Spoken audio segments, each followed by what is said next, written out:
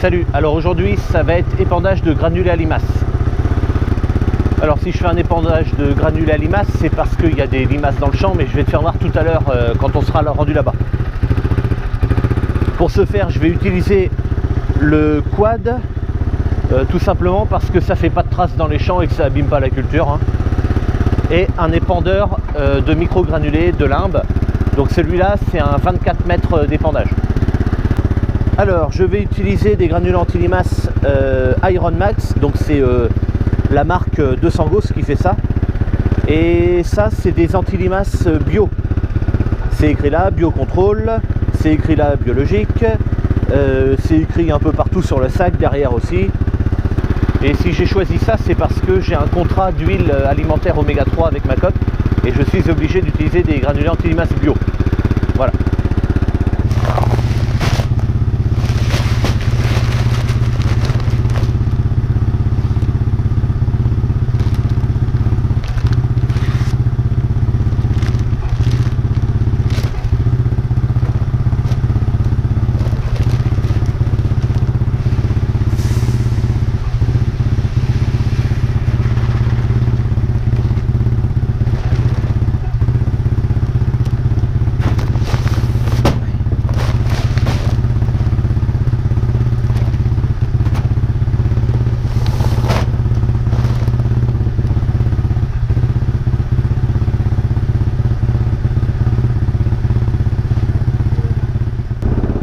Alors les granulés anti-limaces, c'est fait comme ça, c'est des petites billes.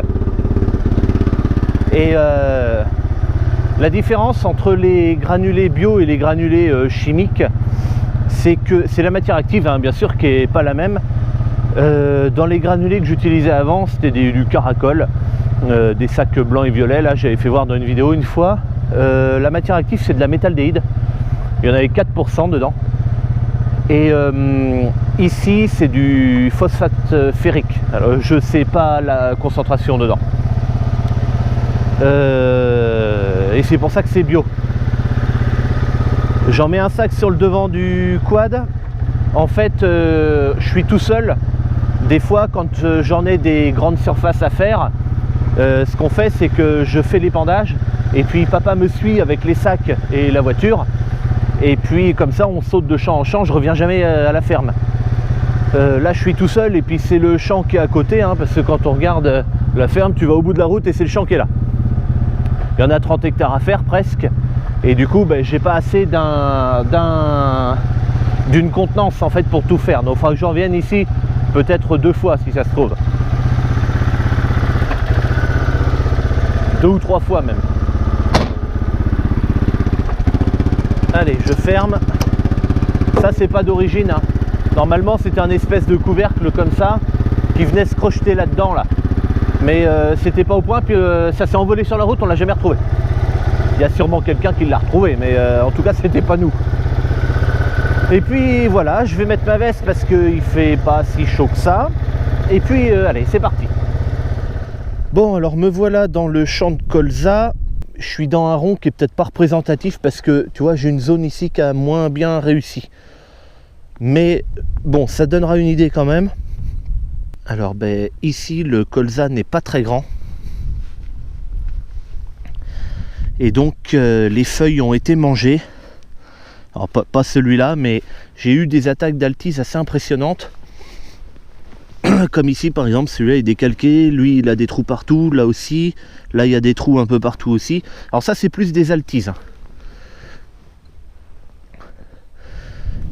Les limaces, ça fait plus des dégâts sur les bordures des feuilles. Les altises, ça fait plutôt des trous au milieu des feuilles. Bon, c'est pas une science complètement exacte, mais généralement c'est comme ça. Et donc on peut voir une nette différence avec ici par exemple. Alors tout à l'heure j'ai pas réussi à te faire voir trop de morsures de colza, mais là je suis dans une zone où il y a eu un épandage de granulés à limaces. J'ai des trous d'altise, mais je ne vois pas du tout d'attaque de limaces là par contre. C'est pas toujours évident de faire voir de trouver ce qu'on veut faire voir en vidéo. Hier, j'ai fait un tour de plaine. D'ailleurs, c'était au moment où David faisait son live sur Facebook. Et j'ai été voir dans les colzas, j'étais avec ma femme. Et à un moment donné, on arrivait quasiment à trouver une limace par pied de colza. Là, c'est énorme, hein, par contre. Également, beaucoup d'altises, les grosses. Donc...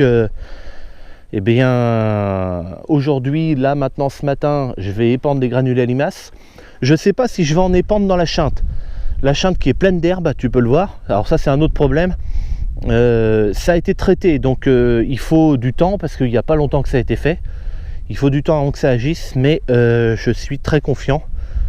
On verra bien le résultat.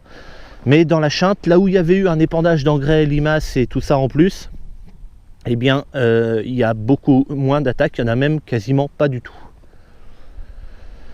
Quasiment pas du tout. Et puis, les altises, c'est pareil, il y a eu moins d'attaques d'altises sur la Chainte.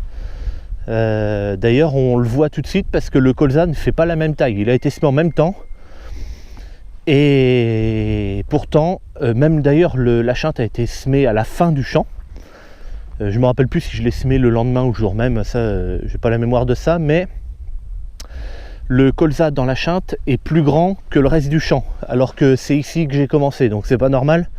C'est bien que là, il y a quelque chose qui l'empêche de pousser. Et c'est les altises, là, pour le coup, qui l'empêchent de pousser, parce qu'elles grignotent les feuilles au fur et à mesure qu'elles poussent dans la journée. Et le problème de tout ça, c'est que au bout d'un moment, les colzas ne vont plus arriver à supporter la pression, quoi. Donc je vais faire un insecticide ce soir, parce que des altises, il y en avait beaucoup hier soir quand on est venu voir. Et donc il faut que je les soigne absolument, ces putains de altises là, pour que les colzas puissent grossir plus vite. Et après, si tu veux, le danger de la limace et de l'altise, c'est quand les colzas sont petits. Dès qu'ils ont une certaine taille, après c'est fini, il n'y a plus de risque. Mais là, je dois protéger absolument. Alors tu as peut-être vu que là, c'était pas la même couleur. Ici, ça a été labouré, cette bande, et pas le reste du champ. C'est un essai qu'on avait fait avec papa. On voulait labourer, enfin c'est moi qui voulais labourer surtout, tout le champ et semer les colzas dedans. Sauf qu'au moment de semer les colzas, c'était extrêmement sec, il n'avait pas commencé à pleuvoir de l'été et tout. Et on sortait des mottes qui étaient plus grosses que ma tête, largement même. Et on a abandonné tout de suite l'idée de labourer, de toute façon c'était pas possible. Là on a passé au moins 25 fois le déchômeur à disque et à dents pour essayer de casser les mottes comme on pouvait. Bon, on a réussi, mais je me dis peut-être que, heureusement que j'ai pas labouré le champ, parce que ici, si tu veux, alors il y a moins d'herbe, hein, c'est clair et net, on le voit bien. Il y a moins d'herbe, par contre, il y a moins de colza. Il y a eu beaucoup plus de pertes de pieds de colza dans ce qui a été labouré que ce qui n'a pas été labouré. Allez, un dernier truc vite fait, et après on part sur épandre les granulés. Papa a fait une patte, comme ça, pour avoir la manette ici, juste à côté. Un bouton pour allumer et éteindre, et puis un bouton pour ouvrir et fermer la trappe. Donc ici, moi, il est réglé sur 20. Alors 20, ça correspond à 4 kg par hectare. C'est pas beaucoup, hein. Ces granulés-là, j'ai le droit à 7 kg par hectare et par an. Bon, moi, j'en mets 4.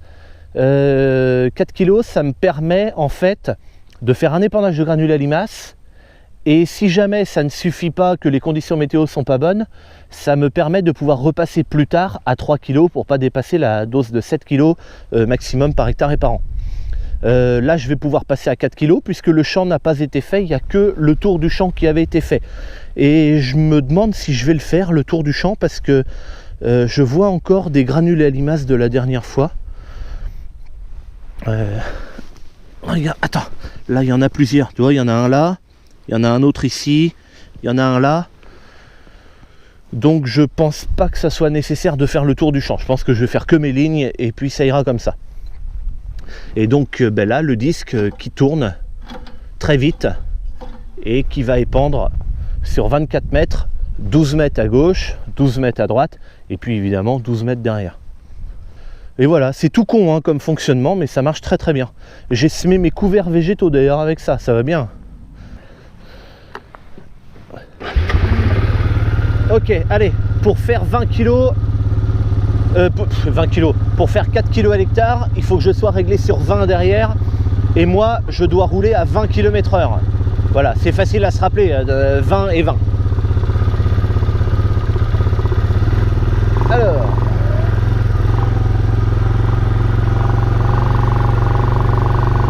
je vais commencer ici. Hop, marche avant, 4 roues motrices. Là, j'allume le disque avec le bouton. D'ailleurs, je peux te faire voir en même temps. Voilà, là, je vais attendre quelques secondes que le disque, ça change encore de son, qu'il prenne bien la vitesse à laquelle il doit aller.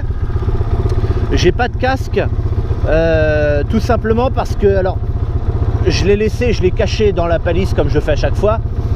J'ai mon casque sur la route et après je l'enlève dans le champ. Parce que, d'une, je suis pas obligé d'avoir mon casque dans le champ. Et de deux, c'est que j'ai besoin d'entendre. Et avec mon casque, j'entends pas les granulés qui tombent sur le disque. Et après, au bout d'un moment, quand j'aurai plus de granulés, je l'entendrai pas et je pourrais continuer de rouler comme ça alors qu'il n'y a plus rien dedans. Donc du coup, j'enlève mon casque. Et puis voilà. Donc là, c'est bon.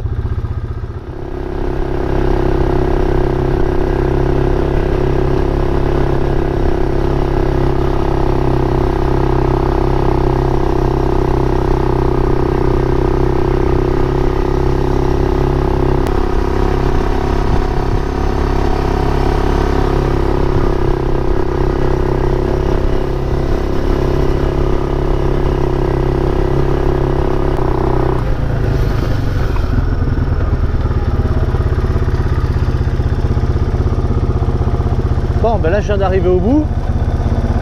Tu vois que ça fait deux petites marques le colza, mais on voit les marques surtout parce que le colza est un petit peu couché sous les roues et puis comme il y a de l'égaille un peu ce matin, ça chasse l'égaille donc ça fait plus foncé.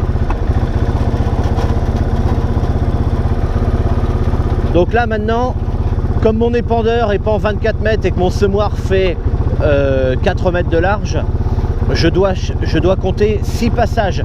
Normalement, si tu veux, j'utilise le GPS que j'ai pour le pulver, je le mets là et je lui fais faire mes lignes. Mais là, j'ai pas envie de l'enlever parce que il faut que je l'enlève, que je le mette là pour faire juste ce champ, qu'après que je l'enlève, que je le remette dans le tracteur en coup. Donc c'est chiant. Donc là, je vais compter tous les 6 passages de semoir et hop, j'y vais et puis ça ira. Quand j'ai qu'un seul champ à faire, ça va quoi. Donc les granulés à limace, donc tu vois il y en a un là, un là, un là, là, un par là, là il n'y en a pas par ici. Tu vois, faut vraiment les chercher, hein. Ça fait pas un tapis bleu par terre, surtout pas d'ailleurs. Donc bon, allez, c'est bien épandu. Je viens d'aller voir si je fais pas le con. Donc entre les deux passages, ça se rejoint. J'ai pas de zone où les granulés n'ont pas été. Donc c'est à peu près le but. Hein, parce que bon, alors je suis pas à 1 mètre près, hein, mais faut quand même essayer de le faire sérieusement. T'as remarqué, ouais, tout à l'heure j'ai dit que la chinte était pleine d'herbe. Mais en fait c'est quasiment que la chinte. Parce que quand tu regardes plus loin, c'est quand même vachement mieux maîtrisé. Alors je dis pas qu'il n'y a pas de mauvaise herbe non plus. Mais ça a été mieux maîtrisé.